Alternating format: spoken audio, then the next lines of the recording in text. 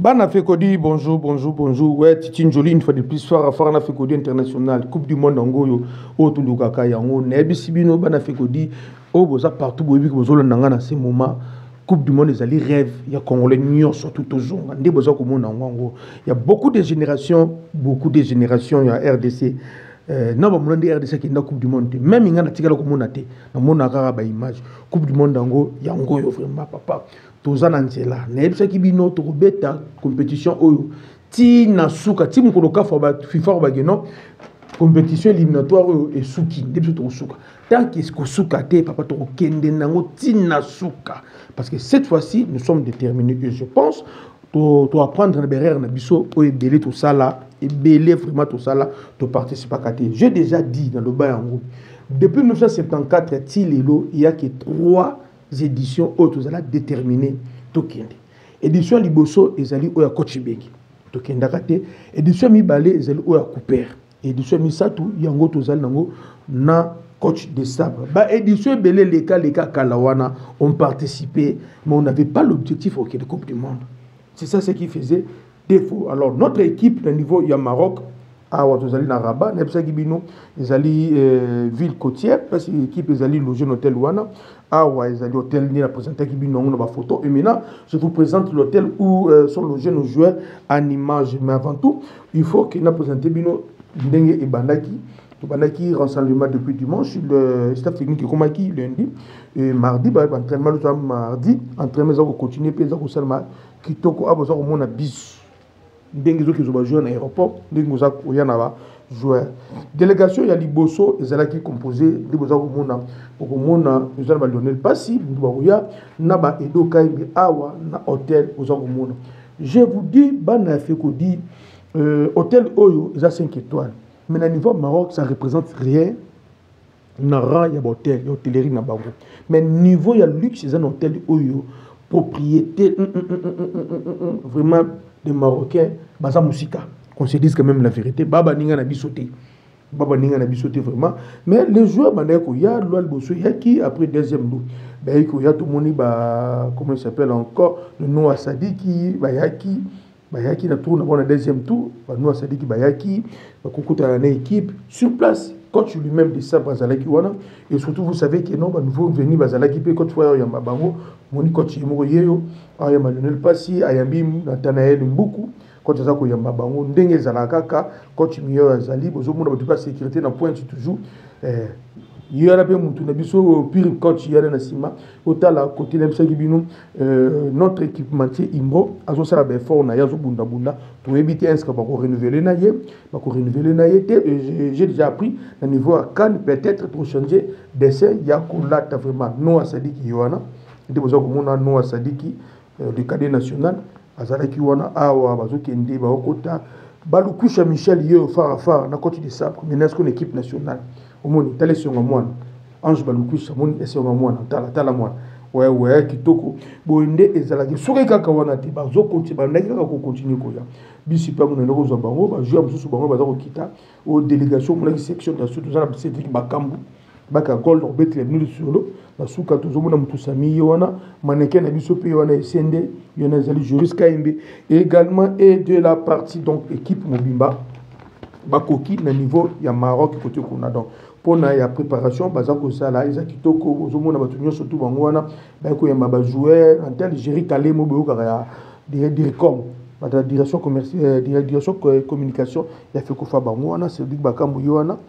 bozomona mukao pe wana batutu bazali tala hôtel toko image au moins na tila bino na presque tourner qui mission ya wana vraiment kitoko côté kuna bana Fekodi tous à la toujours kitoko na niveau à fait kofa moi ni koningane zali après démission ya monsieur Jean-Marie batu ko nommé maman Lili Chimpupu comme CG ya kono na fait kofa alors maman Lili Chimpupu zali mwana ya moko ba légende ya précis sportif mboka o papa Chimpupu maman Lili Chimpupu azav mom to ko après ya ko présenter parce que a Evra mingi na domaine pe na secteur oyo il y a le sport et le football au niveau de la RDC. Maman Lili Chimpupu, à l'époque, Azalaka, présidente de la commission de football féminin de la RDC. Donc, dans la période où il y a un âge d'or de football féminin, où il y a un stade de match à bana basi stade tondi mais ils ont payé ils ont rayé match mort tout le monde a bana basi c'est la carton plein à stade Tata Raphaël contre Nigeria stade tondaka il faut la battre match au monde tondi sera battre na stade ya bana basi ils ont une époque na tant on a président de la commission de football féminin maman de Lichumpupu Yoana maintenant a commis secrétaire général Yakono poste moko bouillé ils ont poste moko clé. Vous savez, on dit toujours dans la fédération Nabiso existe à rater. Parce que sur le plan administratif, tout le monde a kakaberer, naberer, des conflits entre les clubs et Jérémy Bienté. On rate, tu rateras même pas point. À niveau, il y a CAF, FIFA, Natimatia Souda, qui Nabiso parce que le secrétariat travaillera bien. Si on avait un bon secrétaire à l'époque, ça l'a dossier bien, mais les lots, peut-être Souda, tu peux Souda, mais puis l'autre premier pour le biso Sénégal n'a pas de barrage mais du fait que le secrétariat salaire n'a bien été sur alors maman Lili azali moko oyo ayebi ba makamwana bien qu'atikala aux la secrétaire mais à gérer commission mobile déjà presque fédération ya bana basa football à gérer yango to monaye na ba moment difficile ya football féminin RDC intervenant entre autres ba joueuse ba carrément na Brazzaville à sala intervention ba joueuse ba intérieur ba beti awa intervention banda kenda où en sommes nous avec le football féminin passe na passe coupe du Congo comment ya fou ya ba saison beta ba équipe so beaucoup beta na ngoye boy na parce que au calendrier za bien té parce que si té banité donc gestion du football féminin et koufa donc tant ya zalaka vraiment football féminin ba na kinikto et saturé ba fi ba beta balé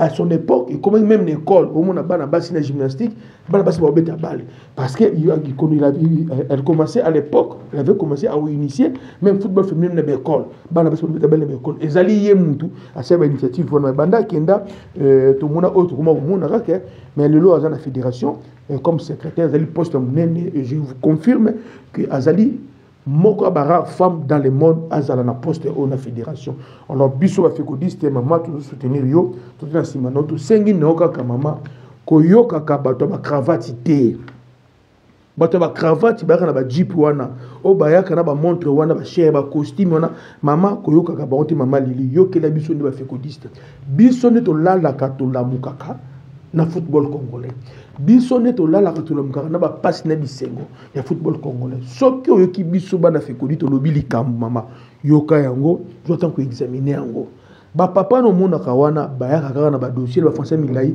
pona ko kotsa ba dossier ba zo ba yiba kaka mbongo ba leka mbongo baza ba miyibi sur la ba papa wana ba ko bebi solo mandat na ba ko bebi solo musala kaka bango ba ko luka ba do futi ba to mbongo po ba luka contre la presse alors to sengi na yo mama Lili vraiment ba fécodiste to sengi na yo mama yo kaka ne biso ba fécodiste ce que to biso mama mona likambo oyo ba to baza miyibi ko yo ka biso examiner yango musala za ko sala poste ju eza munene il y a un problème eza lié na championnat national de la foot au quotidien il y a un problème nango et sous karama boko na ya secrétaire ya fait ko fa alors to sengi na yo mama problème eza ya la lina foot ya ba litige ya ba document ba joueur mama telemela bango ba transfert ba fraude telemela bango ba changement ba licence telemela bango mama veillez sur ba changement ba licence veillez sur ça mama veillez sur l'identité ya chaque joueur il faut que veiller yango mama zala makasi na le kametali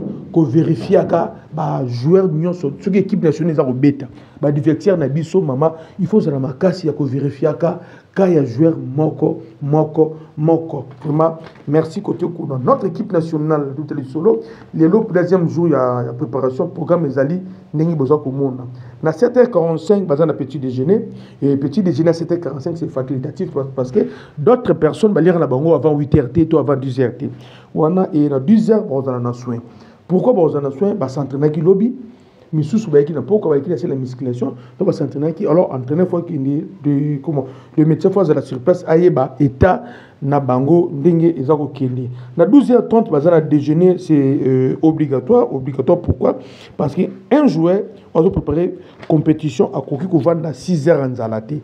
On sous-entend qu'on a 6h30 ou 7h. De 6h à 12h, ça fait 6h du temps. Donc, on va dans Zalabongoté parce que il faut nous autres en forme. Déjeuner à 12h30, à 16h, 15 baza une fois de plus na soin. Donc docteur Mbung il va passer encore dans la chambre na bango kota na bango pour voir ceux qui moko azali allergique to bloc avec celle ndenge nini to alala ki ndenge nini a répondre celle ndenge nini et on va évoluer à 17h30 les ali meeting il y a les lots les ali questions réponses. L'entraîneur sera là, il va poser des questions aux joueurs. Et l'okoni na malamu ba moni na rassemblement oyo. To elokoni na mabe ba moni na rassemblement oyo. Et entre bon ba joueur ba l'entraîneur va faire ça pour éviter des crises au boyo kaka. Oh ba joueur ba internement mais des joueurs mo ba bundi. Ba joueur ba internement oh bungisi loko. Alors pourquoi éviter loko wana? Ba joueur tout ba za la kimia ba za la même morale ba za la température moko. Alors l'entraîneur au salaire mutu na mutu aloba. C'est là ça va permettre une intégration et un nouveau venu. Vous savez que vous avez un nouveau venu. Lorsqu'on parle de nouveaux venus, ils ne sont pas 3. Baza 4. Parce que si pas un nouveau venu. Donc pour voir d'abord solo là, baluka moins entraîneur tia bango à l'aise et ça ningi sala na 18h baké départ pour l'entraînement et puis bazonga on a la 23h. Bana fait dit comme vous avez notre équipe nationale ils a sollicité entre guillemets si tout va bien. Au mois de décembre, on livre match amical Moko, dans la Côte d'Ivoire, aux équipes championne d'Afrique.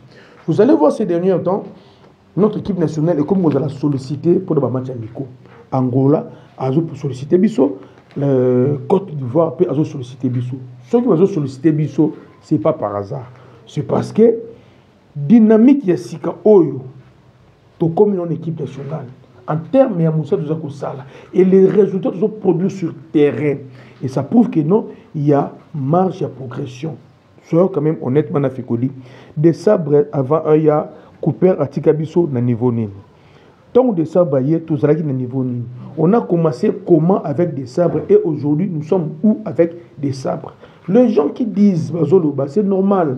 C'est la démocratie. Mais on doit quand même reconnaître qu'il y a une marge. Il y a progression de l'équipe nationale. Il faut reconnaître yango, surtout reconnaître yango te musikate. Alors marge de progression wana ndeza ko sala to kuma lelo solliciter, le remettre à gauche, le remettre à droite. Vous savez que lorsqu'on parle de progression, déjà sur le terrain la progression na lelo oyo, vous savez lorsque bazota la joueur le kola no Sadiki abeta na RDC o azalaki vraiment ba 85% éligible à la Belgique en termes de talent, la poni RDC. Parce que mon volume de jeunes aujourd'hui, l'autre jour, sur le plan administratif, comment notre équipe peut se métamorphoser. Nouveau vent, il y a une équipe, ils ont ça là qui non, mais au niveau interne, il y a des gens, jusque-là,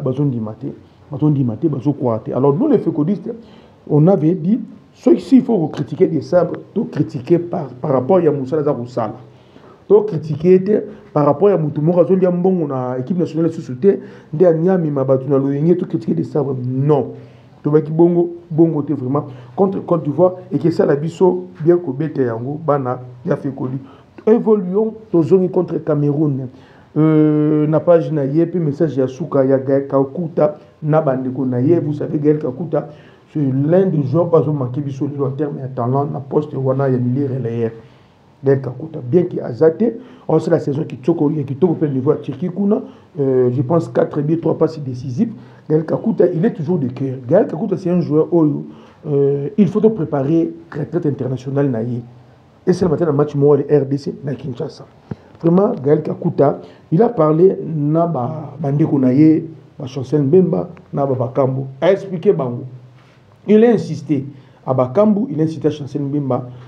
Baebi Sabaningo Bazana Bango na Maroc que joueur mon côté na mutu naye azwa temps ya ko penser makamezo le cas entre entraîneur à Maroc il y a Cameroun na entraîneur Samuel Eto'o ministre de la sport abi ezaba distraction et quoi apporter l'autre côté et quoi changer nango et l'autre côté na jour ya match sur le terrain il a demandé na Bakambu ayebi sa ba joueur nyonso to ba jara match oyo ya bete yango na le part il a vécu ce moment difficile, l'équipe nationale qui a un match décisif et qui RDC Poli. À mon endroit, ça n'a pas Congolais passé. Qui RDC Poli a joué un hôtel dans les réseaux sociaux.